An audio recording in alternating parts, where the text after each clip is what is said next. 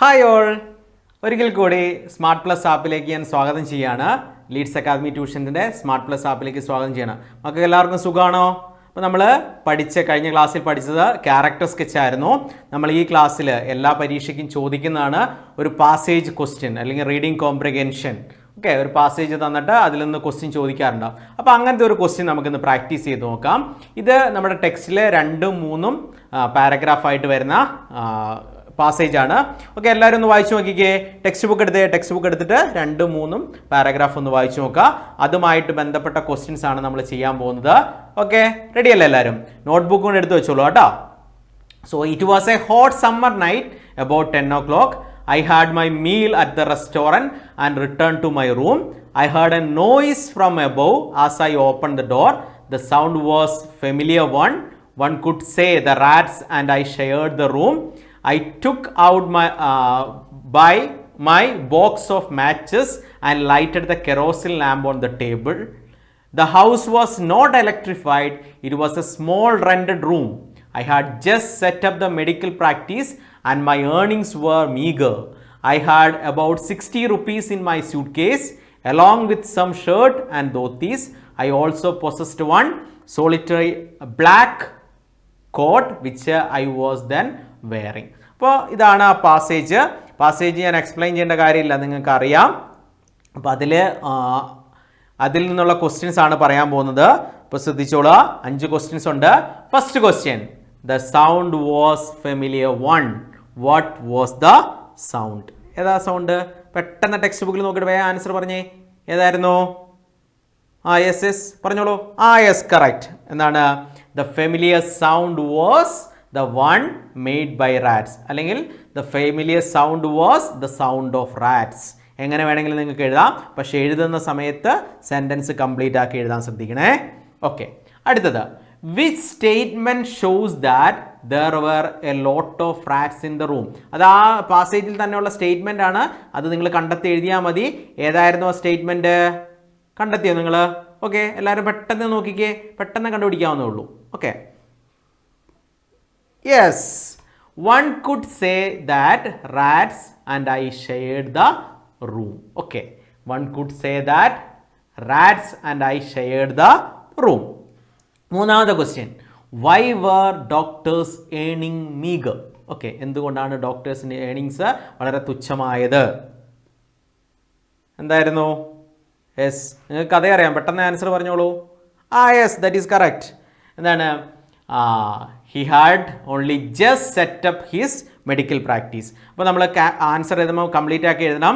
The doctor's earnings were meager because he had only just set up his medical practice. Okay, ഇനി അടുത്ത question, നാലാമത്തെ question, what were the things the doctor had in his suitcase? അദ്ദേഹത്തിൻ്റെ suit കേസിലുണ്ടായിരുന്ന എന്തെല്ലാം കാര്യങ്ങളായിരുന്നു? ഓർമ്മയുണ്ടോ? Yes, that's the correct. He had about 60 rupees and some shirts and dhotis in his suitcase. Very good. Why did the doctor have to light a kerosene lamp? Kerosene lamp കത്തിക്കാൻ കാരണം എന്തായിരുന്നു? Yes, that's correct. Okay, the house was not electrified, so he had to light a kerosene lamp. അല്ലെങ്കിൽ നമുക്ക് വേറെ ഏത് രീതിയിൽ അവതരിപ്പിക്കാൻ പറ്റുന്നത്? ഒന്നുകൂടെ പറഞ്ഞേ. The doctor have to light a kerosene lamp because the house was not electrified. Okay, ഇപ്പോൾ ഇങ്ങനെ ഒരു പാസേജ് ക്വസ്റ്റ്യൻ വന്നാൽ നിങ്ങൾക്ക് ഈസിലി മാർക്ക് സ്കോർ ചെയ്യാൻ പറ്റില്ലേ? എല്ലാവരും പഠിച്ചില്ലേ? Okay, very good. നമുക്ക് ഇനി ഈ ഒരു ലെസണിൽ ചോദിക്കാൻ സാധ്യതയുള്ള അടുത്ത ക്വസ്റ്റ്യൻ ആണ് ഡയറി റൈറ്റിംഗ്. ഡയറി റൈറ്റിംഗ് നിങ്ങൾക്ക് എല്ലാവർക്കും അറിയാമല്ലോ, കഴിഞ്ഞ പഴയ ക്ലാസ്സുകളിലൊക്കെ നിങ്ങൾ ഇഷ്ടം പോലെ പഠിച്ചിട്ടുണ്ട്. എങ്കിലും നമുക്ക് അതിൻ്റെ ഫോർമാറ്റ് ഒന്നുകൂടെ ഓർമ്മപ്പെടുത്താം. ഓക്കെ, ഒന്നുകൂടെ ഓർത്തെടുക്കാം. എങ്ങനെയാണ് ഡയറി എഴുതുന്നത്? ഓക്കെ, ഡയറി എഴുതുമ്പോൾ ആദ്യം വേണ്ടത് ഡേറ്റ്, ഡേ, ടൈമാണ്. ഓക്കെ, അത് നമ്മൾ നേരെ തന്നെ എഴുതുന്നു, മാർജിനോട് ചേർന്ന് എഴുതുന്നു. അപ്പോൾ for example 2 December 2016 Saturday 10 PM. ഇനി ഒരു സ്ട്രൈക്കിംഗ് ഓപ്പണിംഗ്, നല്ലൊരു തുടക്കം വേണം. അപ്പോൾ അതെങ്ങനെയാണ്? അതായത് നമ്മൾ ഒരു ദിവസത്തെ മുഴുവൻ ഒരു വേർഡിൽ അല്ലെങ്കിൽ ഒരു സെൻറ്റൻസിൽ എക്സ്പ്ലെയിൻ ചെയ്യുന്നതിനെയാണ് സ്ട്രൈക്കിംഗ് ഓപ്പണിംഗ് എന്ന് പറയാം. അപ്പോൾ what an unforgettable day in my life. Okay, ഇപ്പോൾ നല്ലൊരു ദിവസത്തെക്കുറിച്ചാണ് ഓർക്കുന്നതെങ്കിൽ നമുക്ക് പറയാൻ പറ്റുന്ന ഒരു കാര്യമാണ് what an unforgettable day in my life. ഇനി അല്ലെങ്കിൽ പറയാൻ പറ്റുന്ന വേറൊന്നാണ് oh what a bad day it was. Okay, oh what a beautiful day it was. ഇതൊക്കെ നമ്മൾ കോമൺലി ഉപയോഗിക്കുന്നല്ലേ. Okay, what a wonderful day it was. ഇനിയിപ്പം നമ്മുടെ ഡോക്ടറുടെ കാര്യത്തിലാണെങ്കിൽ ഡോക്ടറുടെ ഡയറി ആണെങ്കിൽ ഇങ്ങനെ വരും oh what a shocking day it was, what a horrible day it was, അല്ലെങ്കിൽ what a terrible day it was. ഒക്കെ ഇങ്ങനെ എഴുതാം. ഇനി മൂന്നാമത്തെ കാര്യം നമ്മൾ എഴുതുന്നത് ഇൻ ഫസ്റ്റ് പേഴ്സണിലായിരിക്കണം. ഫസ്റ്റ് പേഴ്സൺ എന്ന് പറഞ്ഞു കഴിഞ്ഞാൽ ഐ, കാരണം നമ്മുടെ ഡയറി അല്ലെങ്കിൽ ഒരു ക്യാരക്ടറിൻ്റെ ഡയറി ആയിട്ടാണ് എഴുതുന്നത്. അപ്പോൾ ഐ എന്നുള്ള വേർഡ് വെച്ചിട്ട് വേണം നമ്മൾ എഴുതാൻ. I see, okay, I felt, അങ്ങനെയുള്ള വേർഡുകൾ, അതായത് ഐ എന്നുള്ളത് വെച്ചിട്ട് വേണം സെൻറ്റൻസ് നമ്മൾ എഴുതാനായിട്ട്. ഇനി അടുത്തത് വേണ്ടത് ഫീലിംഗ് ആൻഡ് തോട്ട്സ് ആണ്. ഓക്കെ, നമ്മളൊരു ഫീലിംഗ് ആൻഡ് തോട്ട്സ് നമ്മൾ കോൺവെർസേഷനിൽ പഠിച്ചാൽ നമ്മുടെ ഫീലിംഗ് ആൻഡ് തോട്ട്സ് എക്സ്പ്രഷൻ വെച്ച് നമ്മൾ എക്സ്പ്രസ് ചെയ്യും. ഓ ഹൗ കുഡ് ഐ എക്സ്പ്രസ്, ഞാനത് എങ്ങനെ എക്സ്പ്രസ് ചെയ്യും. അപ്പോൾ ഒരു എക്സ്പ്രഷനായി, ഒരു ഫീലിംഗ് ആയി. ഓക്കെ, ഇനി എൻഡിങ്, നല്ലൊരു അവസാനം വേണം. അതിൽ ഫോർ എക്സാമ്പിൾ നമ്മളിപ്പോൾ മോശം ദിവസമാണ് അങ്ങനെ ഉണ്ടെങ്കിൽ നമ്മൾ പറയാറുള്ളതാണ് may God find a way. May God find a way for me, ദൈവം എനിക്കൊരു വഴി കാണിച്ചു തരണമേ. ഇനി നല്ല ദിവസമാണെങ്കിൽ may God bless me like today, ഇന്നത്തെ പോലെ ദൈവമേ നാളെയും എന്നെ ബ്ലെസ് ചെയ്യണമേ, വിഷ് ചെയ്യണമേ. ഓക്കെ, അപ്പോൾ ഇങ്ങനെയാണ് നമ്മളൊരു ഡയറിയുടെ ഫോർമാറ്റ് എന്ന് പറയുന്നത്. അപ്പോൾ date, day, time, striking opening, first പേഴ്സണിൽ വേണം എഴുതാനായിട്ട്, നമ്മുടെ ഫീലിംഗ് ആൻഡ് തോട്ട്സ് എക്സ്പ്രസ് ചെയ്യണം, എൻഡിങ് ഉണ്ടാവണം. ഓക്കെ, അപ്പോൾ നമുക്കൊരു ഡയറി നോക്കിയാലോ. ഇവിടെ നമ്മൾ ഡിസ്കസ് ചെയ്യാൻ പോകുന്ന diary, the diary of the homoeopath after his encounter with the snake. സ്നേക്കുമായിട്ട് എൻകൗണ്ടറിന് ശേഷം അദ്ദേഹത്തിൻ്റെ ഡയറിയാണ് പറയാൻ പോകുന്നത്. അപ്പോൾ നോക്കിയാലോ. ഓക്കെ, ഇതാണ് ഡയറി. നമ്മൾ ആദ്യം ഡേറ്റും ഡേയും ടൈമും എഴുതി. പിന്നെ striking opening, shocked, what a horrible day it was. Okay, I can see the snake now also, എനിക്ക് ഇപ്പോഴും കാണാം. വേർ ഫ്രം ഇറ്റ് കെയിം, അതൊക്കെ എക്സ്ക്ലമേഷനാണ്, നമ്മുടെ ഫീലിങ്സ് ആണ്. I have shift the house and I must move to some other place. Okay, ഞാൻ വേറെ പ്ലേസിലേക്ക് move ചെയ്യും. The rent for a new room, എവിടുന്ന് കിട്ടും ഒരു new room? From where I can get it. If I change my room I may get more patience and more money and earnings. അപ്പോൾ അദ്ദേഹത്തിൻ്റെ ചിന്തയാണ്, ഞാൻ പുതിയൊരു സ്ഥലത്തേക്ക് ചേഞ്ച് ചെയ്താൽ എനിക്ക് കൂടുതൽ പേഷ്യൻസ് കിട്ടും, കൂടുതൽ പൈസ കിട്ടും, കൂടുതൽ ഏർണിങ്സ് ഉണ്ടാവും. Was it a dream? അതൊരു ഡ്രീം ആയിരുന്നോ, സ്വപ്നമായിരുന്നോ? Was it a real snake? Okay, it was looking at the mirror and enjoying the serpent beauty. It may also bachelor like me. അദ്ദേഹം ചിന്തിക്കുന്ന വേറൊരു കാര്യമാണ് എന്താ? ഓക്കെ, ആ മിററിൽ ഈ ഒരു പാമ്പ് നോക്കി ആസ്വദിക്കുകയാണ്, അതിൻ്റെ സർപ്പൻറ്റ് ബ്യൂട്ടി അല്ലെങ്കിൽ സ്നേക്ക് ബ്യൂട്ടി ആസ്വദിക്കുകയാണ്. ചിലപ്പോൾ അത് എന്നെപ്പോലെ ബാച്ചലർ ആയിരിക്കാം, അതുകൊണ്ടായിരിക്കും അങ്ങനെ നോക്കിയത്. When it coiled my arm I become like a statue made by flesh. Okay, അതിൻ്റെ കയ്യിൽ ചുറ്റിക്കഴിഞ്ഞപ്പോൾ ഞാൻ എന്തായി മാറി? Flush of statue. ഓക്കെ, മാംസം കൊണ്ടുണ്ടാക്കിയ ഒരു സ്റ്റാച്യു ആയി മാറിപ്പോയി. കാരണം അതങ്ങനെ അനങ്ങാണ്ടിരുന്നു, അതുകൊണ്ടാണ് കൊത്തു കിട്ടാണ്ടിരുന്നത്. I never wish to remember those minutes in my life. Horrible. Okay, അങ്ങനെ നമ്മൾ ഡയറി അവസാനിപ്പിച്ചു. അതിൽ ഇനി നമ്മൾ മേ ഗോഡ് ഫൈൻഡ് എ വേ എന്ന് അതിൻ്റെ ഒന്നും ആവശ്യമില്ല, കാരണം നമ്മൾ ഒറ്റ വേർഡിൽ അവസാനിപ്പിച്ചു. ഹൊറിബിൾ, ഒറ്റ ഡേയാനെ മുഴുവനായിട്ട് അവതരിപ്പിച്ചു. ഓക്കെ, ഡയറി മനസ്സിലായോ നിങ്ങൾക്ക് എല്ലാവർക്കും? ഡയറി വളരെ സിമ്പിളാണ്. നമുക്ക് 5 മാർക്ക് അല്ലെങ്കിൽ 4 മാർക്കിന് ചോദിക്കുന്നതാണ്. അത് നിങ്ങൾക്ക് എന്തായാലും ഉറപ്പായിട്ട് മാർക്ക് മേടിക്കണം കേട്ടോ. ഇനി അടുത്തത് ഈ ലെസണിൽ നമുക്ക് ചോദിക്കാൻ സാധ്യതയുള്ള അടുത്തൊരു ക്വസ്റ്റ്യൻ ആണ് ഫോർമൽ ലെറ്റർ. നമ്മൾ കഴിഞ്ഞ ചാപ്റ്ററിൽ പേഴ്സണൽ ലെറ്റർ പഠിച്ചു. ഇത് ഫോർമൽ ലെറ്റർ അല്ലെങ്കിൽ ഒഫീഷ്യൽ ലെറ്റർ. നമ്മൾ ഓഫീസേഴ്സിന് ഒഫീഷ്യൽ ഓഫീസിലേക്ക് അയക്കുക, ഇപ്പോൾ നമ്മുടെ ഹെഡ് മാസ്റ്ററിന് അയക്കുക, പ്രിൻസിപ്പാളിന് കൊടുക്കുക, നമ്മുടെ ലെറ്റർ ടു എഡിറ്റർ, ഇതൊക്കെയാണ് ഫോർമൽ ലെറ്റർ ആയിട്ട് വരുന്നത്. അപ്പോൾ ഇതിൻ്റെ ഫോർമാറ്റ് എന്താണെന്നാണ് പറയാൻ പോകുന്നത്. ഓക്കെ, ഒന്നാമത്തെ കാര്യം ഫ്രം അഡ്രസ്സാണ്. ഓക്കെ, ആരാണോ ലെറ്റർ എഴുതുന്നത് അവരുടെ അഡ്രസ്സാണ് ഫ്രം അഡ്രസ്സ് എന്ന് പറയുന്നത്. അത് ഫ്രം എന്ന് എഴുതി, അത് മാർജിനോട് ചേർന്ന് ഫ്രം എന്ന് എഴുതി, അതിൻ്റെ തൊട്ട് താഴെ പേര്, അതിൻ്റെ തൊട്ട് താഴെ അഡ്രസ്സ്, അങ്ങനെ ഓരോന്ന് താഴെ വേണം എഴുതാനായിട്ട്. ഇനി അതിൻ്റെ തൊട്ട് താഴെയായിട്ട് ഡേറ്റ്. നിങ്ങൾ ഡേറ്റ് എന്ന് എഴുതേണ്ട കാര്യമില്ല, ഒരു ഡേറ്റ് അവിടെ ഇട്ടാൽ മതി, ഡേറ്റ് എഴുതിയാൽ മതി. ദെൻ ടു, ആർക്കാണോ ലെറ്റർ അയക്കുന്നത്. ഇപ്പോൾ ഫോർ എക്സാമ്പിൾ ഇവിടെ ഡോക്ടർ തൻ്റെ വീട്ടിൽ നിന്ന് മോഷണം പോയി, ആ മോഷണത്തെക്കുറിച്ച് പോലീസിന് അയക്കുന്ന കംപ്ലൈൻ്റ് ആണ്. അപ്പോൾ നമ്മൾ എന്താ എഴുതുന്നത്? ഓക്കെ, എന്താണ്? The inspector of police, town police station, Kozhikode. ഇനി റെഫറൻസ് നമ്മൾ ഇതിൽ ഉപയോഗിക്കാറില്ല. അത് മെയിനായിട്ട് നമ്മൾ ഉപയോഗിക്കുന്നത് നമ്മൾ റെസ്യൂം അയക്കുക അല്ലെങ്കിൽ ഓഫീസിലേക്ക് വല്ല കാര്യങ്ങൾക്ക് പർപ്പസിന് വേണ്ടിയിട്ട് അയക്കുന്ന സമയത്താണ് റെഫറൻസ് വെക്കണം. അത് നിങ്ങളിപ്പോൾ ഉപയോഗിക്കണമെന്നില്ല. ഇനി അടുത്തത് വേണ്ടത് സല്യൂട്ടേഷനാണ്. എന്താണ് സല്യൂട്ടേഷനായിട്ട് വരേണ്ടത്? Respect sir.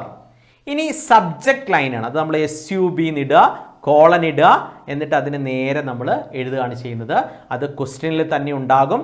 ആ ക്വസ്റ്റ്യനിലുള്ള അതേ സബ്ജക്റ്റ് നമ്മൾ എടുത്ത് എഴുതുകയാണ് ചെയ്യുക. ഓക്കെ. ഇപ്പോൾ for example A case on theft happened in my house. Okay. ഇനി ബോഡി ഓഫ് ദ ലെറ്റർ ആണ്. അതിൽ ഫസ്റ്റ് പാരഗ്രാഫ് എന്ന് പറയുന്നത് ഇൻട്രഡക്ടറി പാരഗ്രാഫാണ്. ആ ഇൻട്രഡക്ടറി പാരഗ്രാഫിൽ നമ്മളെ ഇൻട്രൊഡ്യൂസ് ചെയ്യുന്നു. ഇപ്പോൾ ഡോക്ടർ ആണെങ്കിൽ so I am a homeopathy doctor staying in doctors colony Kozhikode and I want to file a case against the theft happened in my house. അപ്പോൾ അത് ഇൻട്രഡക്ഷനായി. ഇനി സെക്കൻഡ് പാരഗ്രാഫിൽ നമ്മൾ അതിനെ എക്സ്പ്ലെയിൻ ചെയ്യുകയാണ്. അപ്പോൾ ഡോക്ടറുടെ കാര്യത്തിലാണ് ഡോക്ടർ എങ്ങനെയൊക്കെയാണ് ഇത് സംഭവിച്ചതെന്ന് എക്സ്പ്ലെയിൻ ചെയ്ത് എഴുതുകയാണ്. ആ എക്സ്പ്ലെയിൻ ചെയ്ത് എഴുതുന്നതാണ് സെക്കൻഡ് പാരഗ്രാഫ്. ഇനി തേർഡ് പാരഗ്രാഫ് എന്ന് പറയുന്നത് നമ്മൾ റിക്വസ്റ്റ് ആണ്. അതായത് ഞാൻ തന്ന ഈ ഒരു അപേക്ഷയ്ക്ക് നിങ്ങൾ ഇത് കാര്യങ്ങൾ ചെയ്ത് തരണം അല്ലെങ്കിൽ എൻ്റെ സാധനങ്ങൾ കണ്ടെത്തി തരണം എന്നുള്ളൊരു റിക്വസ്റ്റാണ്. ഓക്കെ. അപ്പോൾ അത് ലാസ്റ്റ് ക്ലോസിംഗ് ആണ്. യുവേഴ്സ് സിൻസിയർലി അല്ലെങ്കിൽ യുവേഴ്സ് ഫെയ്ത്ത്ഫുള്ളി, അതിനുശേഷം സിഗ്നേച്ചർ, പിന്നെ നെയിം. ഓക്കെ. ഇങ്ങനെയാണ് ഒരു ഫോർമൽ ലെറ്ററിൻ്റെ ഫോർമാറ്റ്. എല്ലാവർക്കും മനസ്സിലായോ? സിമ്പിൾ അല്ലേ? അപ്പോൾ ഈ ഒരു ഫോർമാറ്റ് നിങ്ങൾ പെർഫെക്റ്റ് ആയിട്ട് പഠിച്ചു വെച്ചിട്ടുണ്ടെങ്കിൽ നിങ്ങൾക്ക് ഈസിലി 5 മാർക്ക് അല്ലെങ്കിൽ 4 മാർക്ക് സുഖമായിട്ട് മേടിക്കാം. അപ്പോൾ ഫോർമാറ്റ് മറന്നു പോകരുത്. ആദ്യം ഫ്രം അഡ്രസ്സ്, അതിനുശേഷം ഡേറ്റ്, അതിനുശേഷം ടു, അതിനുശേഷം സല്യൂട്ടേഷൻ, അതിനുശേഷം സബ്ജക്റ്റ്, പിന്നെ എത്ര പാരഗ്രാഫ് വേണം? 3 പാരഗ്രാഫ് വേണം. ഈ 3 പാരഗ്രാഫ് എന്ന് പറയുന്നത് ഇൻട്രഡക്ടറി പാരഗ്രാഫ്, നമ്മുടെ കണ്ടന്റ് ബോഡി ഓഫ് ദ ലെറ്ററിൻ്റെ ഏറ്റവും ഇമ്പോർട്ടൻ്റ് ആയ സെക്കൻഡ് പാരഗ്രാഫ്, പിന്നെ റിക്വസ്റ്റ്, പിന്നെ അതിനുശേഷം ക്ലോസിംഗ് ആണ്. ക്ലോസിംഗിൽ യുവേഴ്സ് സിൻസിയർലി എന്നോ യുവേഴ്സ് ഫെയ്ത്ത്ഫുള്ളി എന്നോ എഴുതുന്നു, പിന്നെ സിഗ്നേച്ചർ ഇടുന്നു, പിന്നെ നെയിം എഴുതുന്നു. അപ്പോൾ ഇതിൽ നമുക്ക് എഴുതേണ്ട ലെറ്റർ ഇതാണ്. The doctor house was looted by some unknown burglars burglar എന്ന് പറഞ്ഞാൽ തീഫാണ്. In a snake and a mirror doctor decided to file a complaint, prepare the likely letter. Okay. ഇതൊരു സിമ്പിൾ ലെറ്റർ ആണ്. അപ്പോൾ അതിൽ മുകളിലായിട്ട് ഫ്രം അഡ്രസ് കൊടുക്കണം. അതിനുശേഷം date, the inspector of police, town police station, Thrissur. ഞാനിവിടെ തൃശ്ശൂർ എന്നാണ് വെച്ചിരിക്കുന്നത്. പിന്നെ റെസ്പെക്റ്റഡ് സാർ, അതിന് തൊട്ട് താഴെ subject registering complaint on a theft case. ഇനി ഫസ്റ്റ് പാരഗ്രാഫ് ഇങ്ങനെയാണ്. I am a homeopathy doctor staying in doctors colony of Thrissur town. പിന്നെ നമുക്ക് ഒരു സെൻറ്റൻസ് കൊണ്ട് അതിലേക്ക് ആഡ് ചെയ്യാം. എന്താ?